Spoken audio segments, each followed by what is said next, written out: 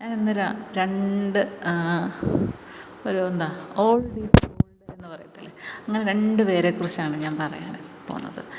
അത് വേറെ ആരുമല്ല, ഊഹിക്കാമല്ലോ. ഓൾഡ് ഈസ് ഗോൾഡ് എന്ന് പറയുമ്പം ആരെയാണ് ഉദ്ദേശിക്കുന്നത്? ഗോൾഡല്ല, ഗോൾഡിനേക്കാളും മൂല്യമുള്ള, തിളക്കമുള്ള, ഭംഗിയുള്ള, എനിക്ക് അവരെ രണ്ടുപേരും ഭയങ്കര ഇഷ്ടമായിരുന്നു. അപ്പം എൻ്റെ ഒരു ഫ്രണ്ടുണ്ട്, അവളുടെ അപ്പൂപ്പനും അമ്മൂമ്മയും. അപ്പൂപ്പനും അമ്മൂമ്മയും സാധാരണ അമ്മയച്ഛനെയൊക്കെയാണ് അപ്പൂപ്പനും അമ്മൂമ്മയും പറയാൻ പറ്റുന്നത്. പക്ഷേ ഇത് അമ്മയുടെ അച്ഛനുമല്ല, അച്ഛൻ്റെ അച്ഛനും അമ്മയുമാണ്, തൊട്ടടുത്ത് തന്നെയാണ്.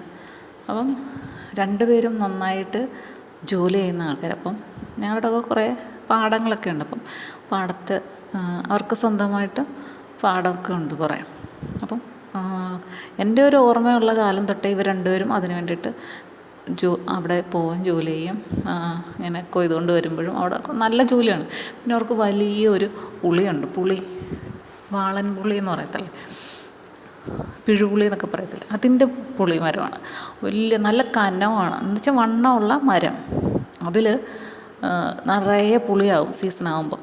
അപ്പം ആ സമയത്ത് ഈ അപ്പൂപ്പൻ ഈ മരത്തിൽ കയറിയിട്ട് കുലുക്കിയിടും പുളിയെല്ലാം. എന്നിട്ട് ഇവർ രണ്ടുപേരുടെ ഇതെല്ലാം പിറക്കി കൊട്ടയിലൊക്കെ ആക്കി വീടിൻ്റെ മുകളിൽ കൊണ്ടുപോയി ഉണക്കാനിടും. എന്നിട്ട് ഇവർ രണ്ടുപേരുടെ വൈകുന്നേരം ഇങ്ങനെ വെയിൽ താഴുന്ന സമയമുണ്ടല്ലോ, ആ സമയമാകുമ്പം പോവും. ചെന്നിട്ട് ഈ പുളി ഇങ്ങനെ തോട് കളഞ്ഞ് ഉണക്കാൻ വയ്ക്കും. പിന്നെ അത് കുറച്ച് ദിവസം ഉണങ്ങി കഴിയുമ്പോൾ അതിൻ്റെ നാരിൽ നിന്ന് അത് വേർപെട്ട് വരും. അപ്പം അതൊരു സെഷൻ. പിന്നെ അത് നാരിൽ നിന്ന് കളഞ്ഞ് കഴിഞ്ഞിട്ട് പിന്നെ അതങ്ങനെ പിന്നെ ഉണക്കും. അത് കഴിയുമ്പോൾ പിന്നെ അതിനകത്തുനിന്ന് കുരു എടുത്ത് മാറ്റുക എന്നുള്ളതാണ് അടുത്തത്. അപ്പം അത് അങ്ങനെ ചെയ്യും. ഞാനിത് പറയുമ്പോൾ ഈ പുളിയെന്ന് പറയുന്ന ഒരു വല്ലാത്തൊരു സൂത്രമുള്ള കാര്യമാണ് അല്ലേ. പുളി എന്ന് പറയുമ്പോഴേ ആ പുളിയുടെ ആ ഒരു ഇങ്ങനെ നമ്മൾ സ്ഥിരം കണ്ടതുകൊണ്ട് ഒരു പുളിയുടെ മണവും ആ നല്ല ഇത്തിരി മധുരമൊക്കെ ഉള്ളൊരു പുളിയാണ്. അപ്പം അത് ഓർക്കുമ്പം തന്നെ സത്യം പറഞ്ഞു കഴിഞ്ഞാൽ എനിക്ക് നാവിൽ വെള്ളം ഊറുകയാണ്. കാരണം നമ്മൾ കുറേ കഴിച്ചിട്ടുള്ളതാണ് കുഞ്ഞിലേന്നല്ല, ഒരു ഡിഗ്രി പ്രായം വരെയൊക്കെ. അവിടെയൊക്കെ പിന്നീട് ആ പുളിയുടെ കുറച്ച് കമ്പുകളൊക്കെ വെട്ടി പിന്നെ അങ്ങോട്ട് അധികം ശ്രദ്ധ പോകാത്തതുകൊണ്ട് ആ ഒരു പ്രായം വരെയൊക്കെ ഞങ്ങൾ കഴിക്കാറുണ്ടായിരുന്നു. അപ്പം അത് കഴിഞ്ഞിട്ട് ആ കുരുവെല്ലാം കഴിഞ്ഞിട്ട് എല്ലാം പിന്നെ ഒന്ന് ഉണക്കും. പിന്നത്തേന്ന് പറഞ്ഞു കഴിഞ്ഞാൽ ഈ നന്നായിട്ട് ഉപ്പ് വിതറിയിട്ട് ഇതിങ്ങനെ ബോൾ പോലാക്കും, ഉണ്ട പോലാക്കും. അങ്ങനെ വീണ്ടും ഉണക്കിയിട്ട് പിന്നെ അത് ശേഖരിച്ച് വെക്കുക എന്നുള്ളത്. അപ്പം പുളി എന്നിട്ട് ഇത് വിൽക്കും കേട്ടോ. ഓരോരുത്തർ അവിടെ വന്ന് വാങ്ങിക്കും. നല്ല പ്യുവർ സാധനമല്ലേ. ഇതിൽ ഈ പുളി പറിച്ച് കഴിയുമ്പം കുറച്ച് ഞങ്ങളുടെ വീട്ടിലേക്ക് കൊണ്ടുത്തരും അപ്പൂപ്പൻ. അത് ഞങ്ങൾക്കുള്ളതാണ്, പൈസ ഒന്നും കൊടുക്കണ്ട, എല്ലാ വർഷവും ഉള്ളതാണ്. അപ്പോൾ അത് അമ്മ അതിൻ്റെ കാര്യങ്ങളെല്ലാം പിന്നെ നോക്കിക്കോളും. അത് വലിയൊരു എല്ലാ വർഷവും ചെയ്യുന്ന ഒരു പ്രത്യേകതയാണ്. പിന്നെ ഇവരുടെ ഡെയിലി ഇവർ ചെയ്യുക എന്ന് പറയുന്നത്, പറമ്പെല്ലാം നല്ല ഒരു പുല്ല് പോലും കാണില്ല, ഭയങ്കര ക്ലീനായിരിക്കും. പിന്നെ രാവിലെയും വൈകുന്നേരം ഒക്കെ വൃത്തിയാക്കും. ഒരു ഇല കിടന്നു കഴിഞ്ഞാൽ അപ്പൂപ്പൻ അപ്പം തന്നെ അതിൽ മാറ്റിയിരിക്കും. അമ്മൂമ്മ ആണെങ്കിൽ അപ്പൂപ്പൻ്റെ ഒപ്പം തന്നെ നിൽക്കുന്ന ഒരു വ്യക്തിയാണ്. ഭയങ്കര സ്നേഹമാണ് രണ്ടുപേരുടെ. പിന്നെ ഇങ്ങനെ അപ്പൂപ്പൻ്റെ കൊച്ചുമോൻ ഇങ്ങനെ പറയും, ഇവർ സ്നേഹിച്ച് കെട്ടിയതാണ്. കളിയാക്കി പറയുന്നത് എനിക്കറിയില്ല എൻ്റെ കാര്യം എന്തോന്ന്. മറ്റേ ഇതിനും സിനിമയിലെ കാര്യം പറഞ്ഞ പോലെ പായ്ക്കകത്ത് വെച്ച് ഒളിപ്പിച്ച് കൊണ്ടുവന്നതാണ് അമ്മൂമ്മേ എന്നൊക്കെ പറയും. അപ്പോൾ ഇവർ രണ്ടുപേരും ഒന്ന് ചിരിക്കും. അവർക്ക് കൊച്ചുമക്കളെ ഭയങ്കര ഇഷ്ടമാണ്, ഭയങ്കര ഇഷ്ടം. ഇവരുടെ കയ്യിൽ അത്യാവശ്യം പൈസയൊക്കെ ഉള്ളതാണ്. അപ്പം ഇത് കൊച്ചുമക്കൾ എന്ന് പറയുന്നത് ഒരു ആൺകൊച്ചനും ഒരു പെങ്കൊച്ചുമാണ്. അപ്പോൾ ഈ ആൺകൊച്ചൻ, ഞാൻ പറഞ്ഞില്ലേ, ഈ അമ്മമാരെയൊക്കെ സോപ്പിടാനൊക്കെ നല്ല ബിരുദന്മാരാണെന്ന്. അപ്പം അമ്മൂമ്മടുത്ത് ചെല്ലും. എന്നിട്ട് അമ്മൂമ്മടുത്ത് ഇങ്ങനെ സംസാരിച്ച് കുറച്ച് സ്നേഹവും കാര്യങ്ങളും ഉമ്മയൊക്കെ കൊടുത്തിട്ട്, അപ്പോൾ അമ്മൂമ്മയുടെ ചിരി കാണണം, നല്ല രസമാണ്. എന്തെങ്കിലുമൊക്കെ കൈമണി മേടിക്കും, ഇച്ചിരി പൈസയൊക്കെ കൊടുക്കും. അപ്പൂപ്പനോടും അങ്ങനെയൊക്കെ തന്നെയാണ്. അപ്പം ഭയങ്കര സ്നേഹം. അപ്പോൾ എനിക്കത് കാണുമ്പോൾ എനിക്ക് എന്ത് സന്തോഷമാണെന്നറിയാം. അപ്പോൾ ഞാൻ അവിടോട്ട് പോകും ഇടയ്ക്കൊക്കെ. ആ പോകുമ്പോഴത്തേക്കും ചിലപ്പോൾ നമ്മൾ കൊടുക്കുന്നത് പറയാൻ പാടില്ല, എങ്കിലും ഞാൻ പറയണം, ഞാൻ എന്തെങ്കിലും എൻ്റെ വീട്ടിൽ ഞാനിപ്പം വൈകുന്നേരം കഴിക്കാൻ എന്തെങ്കിലും എടുക്കുകയാണെങ്കിൽ, ബിസ്ക്കറ്റാണെങ്കിൽ ഞാൻ 2 കൂടുതൽ രണ്ട് ബിസ്ക്കറ്റ് എടുക്കും. 2 ബിസ്ക്കറ്റ് കൊണ്ടുപോയിട്ട് ഒരെണ്ണം അപ്പൂപ്പനും കൊടുക്കും, ഒരെണ്ണം അമ്മൂമ്മയ്ക്ക് കൊടുക്കും. അങ്ങനെ എന്തുണ്ടെങ്കിലും ചെറിയൊരു കാര്യമായിരിക്കും, പക്ഷെ 2 എണ്ണം എടുക്കും. എന്നിട്ട് അവർക്ക് 2 കൊടുക്കും. അപ്പോൾ എന്നെ കളിയാക്കി, ഇതെന്തോ എടുക്കാൻ ഈ ഞാൻ പറഞ്ഞു, ഇത് ഞാനിങ്ങനെ എടുത്തപ്പം നിങ്ങൾക്ക് കൂടി ഇരിക്കട്ടെ എന്ന് വിചാരിച്ച് കൊണ്ടുവന്നതേ ഉള്ളൂ എന്ന് പറയാം. അപ്പോൾ ഞാൻ ഒരുപാട് ആഗ്രഹിച്ചിട്ടുണ്ട് ഇതുപോലൊരു അമ്മമ്മ അപ്പൂപ്പനെ എനിക്ക് എൻ്റെ വീട്ടിലുണ്ടായിരുന്നെങ്കിൽ എന്ന്. കാരണം അവരായിരുന്നു ആ വീടിൻ്റെ ഫുൾ ഐശ്വര്യം എന്ന് പറയുന്നത്.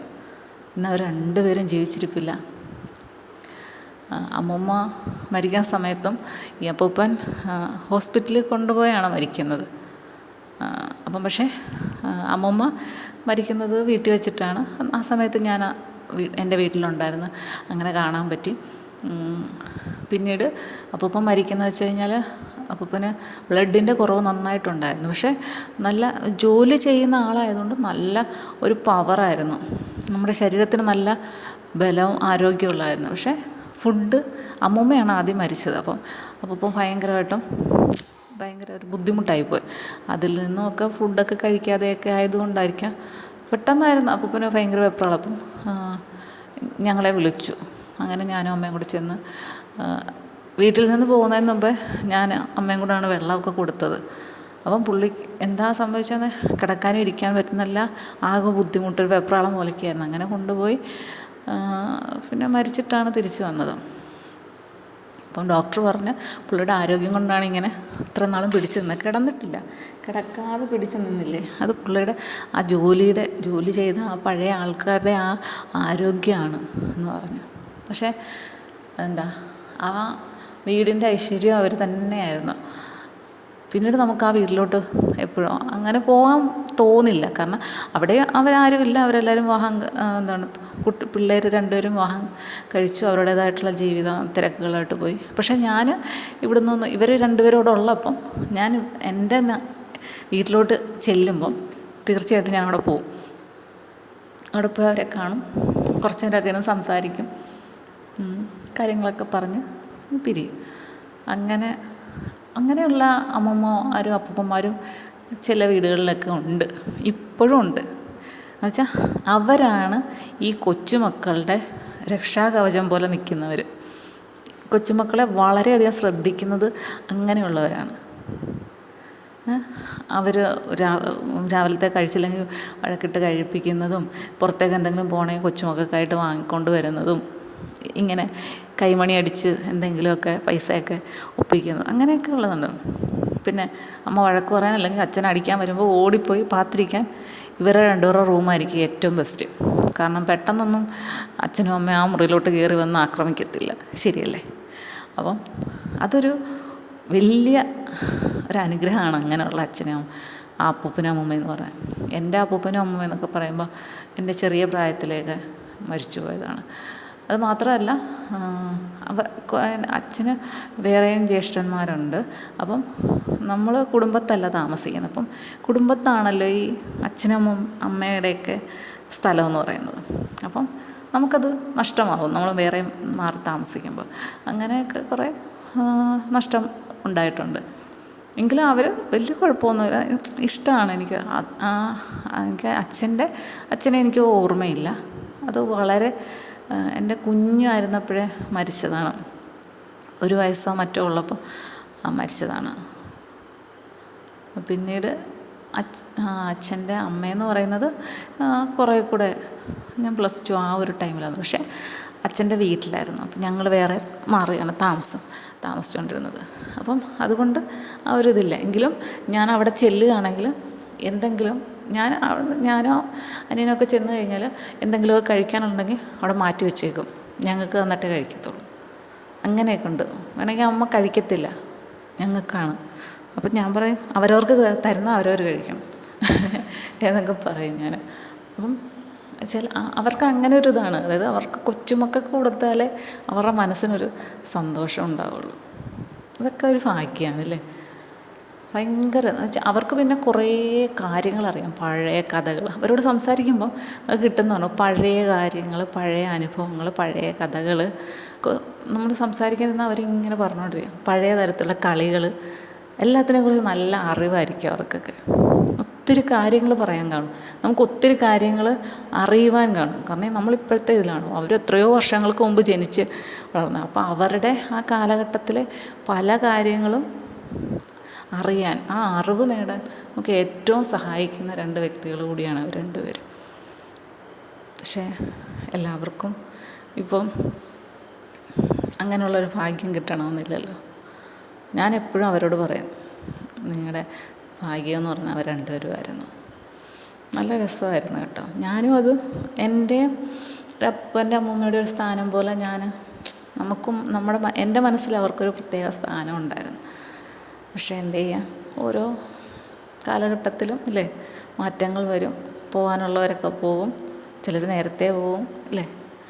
അത് എല്ലാം വേറെ ശക്തിയുടെ കൈകളിൽ ഭദ്രമാണ്. ശരിയല്ലേ?